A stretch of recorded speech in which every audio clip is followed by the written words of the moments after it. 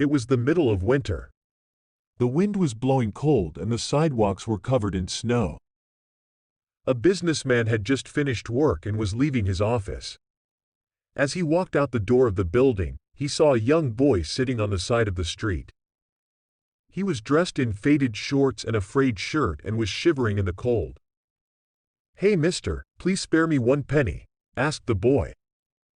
"Leave me alone," replied the man, as he quickly got into his car and drove off. The businessman had carved out a successful career for himself in the finance industry. He had a lot of money in the bank and owned a big house. Despite all this, he never gave so much as 1 cent to the poor. Whenever people asked him why he didn't give to charity, he just told them that he wasn't in the business of paying people to be lazy. Later that evening, when he got home from work, the businessman pulled into his driveway and was shocked to see the young boy standing at his front door. "Hey mister, please spare me 1 penny." Without a second thought, the businessman roughly pushed the boy aside and entered his house. He sat down in his living room and turned on the television.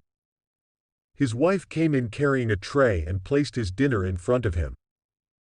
As he was eating, he happened to look out the window and saw the boy standing there, clutching himself and trying to keep warm in the freezing weather.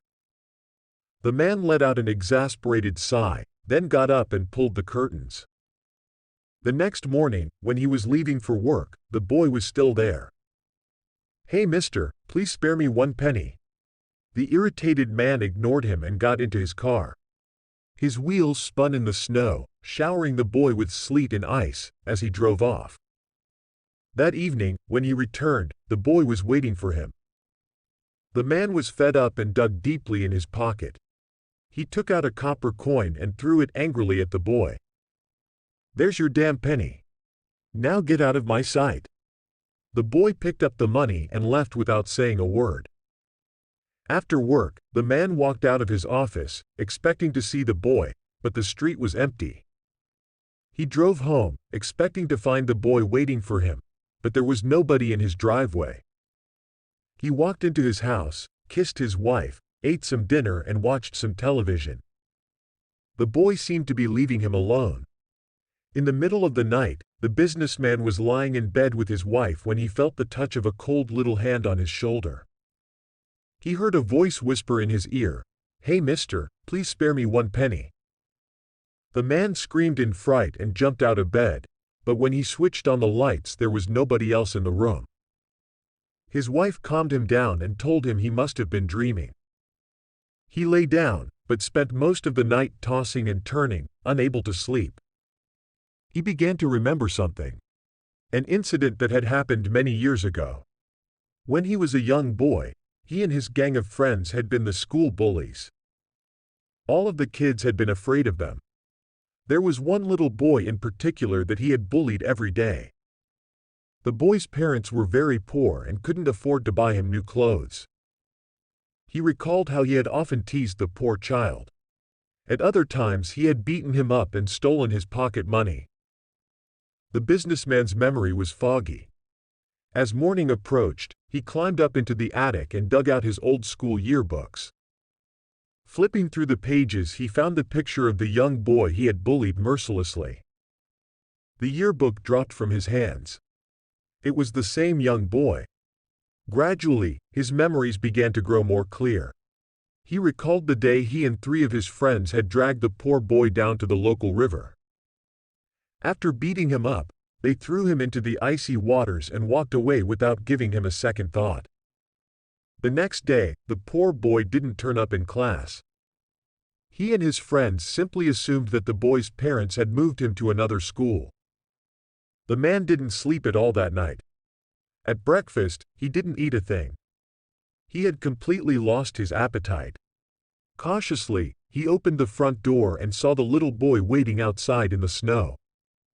The man could barely breathe. It seemed as if the boy's piercing eyes were staring into his soul. He fell to his knees and begged the boy for forgiveness. "What do you want from me? It was so long ago.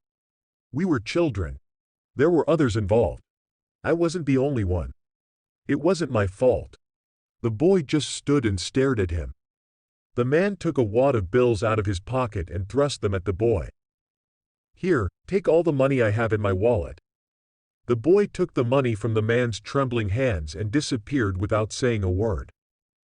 That evening, the man came home and ate dinner.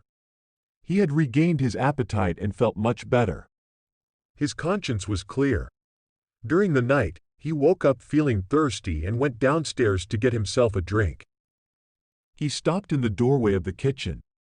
In the pale moonlight, he could just make out a small figure lurking in the darkness. A voice whispered, "Please spare me 1 penny." The terrified man ran out of the house and jumped into his car. He drove to the nearest bank and waited until it opened. Then, he took out all his life savings. He sold his house with all the furniture inside. He sold his car, his television, and even his wife's jewelry. He put all the money in a bag. Every penny of it. Later that day, as he was walking down the street, the boy stepped out of an alleyway and stood in front of him. "Hey mister, please spare me 1 penny." The weary man laid the bag of money at the boy's feet. "This is every penny I have," he said. "Take it and leave me alone." The boy picked up the bag and disappeared without saying a word. The next night, the man was lying in a doorway, struggling to keep warm. He was dressed in an old pair of pants and a frayed shirt. Around him, he was clutching a dirty blanket, trying desperately to fall asleep. Suddenly, he heard soft footsteps approaching in the darkness. They came to a stop right beside him. The man slowly turned and looked up. He saw the boy standing over him. "What do you want?" "I gave you everything.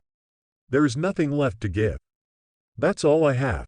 The ghost boy smiled and said, "No, that's not all." He reached out, tore open the man's chest and ripped out his heart. I hope you enjoyed this scary horror story for bedtime.